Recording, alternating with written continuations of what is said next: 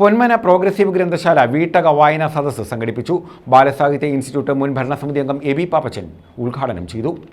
Ponmana progressive ഗ്രന്ഥശാലയുടെ നേതൃത്വത്തിലാണ് വീട്ടക വായനാ സദസ്സ് സംഘടിപ്പിച്ചത്.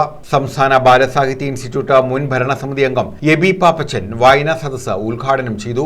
ഇടിഞ്ഞു വീഴാറായ, മഴ പെയ്താൽ മുഴുവൻ മഴയും അകത്ത് തന്നെ വീഴുന്ന, വെയിൽ മുഴുവൻ അകത്തേക്ക് വരുന്ന, ഏത് നിമിഷവും ഇഴജന്തുക്കൾ കടന്നു വന്ന് കൊത്തിക്കൊല്ലാവുന്ന ഒരു സാമൂഹിക സാഹചര്യത്തിലെ വീടിന്റെ മുറ്റത്തിരുന്ന് ഒരച്ഛൻ അമ്മയോട് ചോദിക്കുകയാണ്, ഭാര്യയോട് ചോദിക്കുകയാണ്, കൈയടിച്ചു പാട്, മഴ പെയ്യുമ്പോഴേ നമ്മുടെ കുഞ്ഞുങ്ങൾ എങ്ങനാടി, ഇടിവെട്ടുമ്പോഴേ നമ്മുടെ കുഞ്ഞുങ്ങൾ എങ്ങനാടി.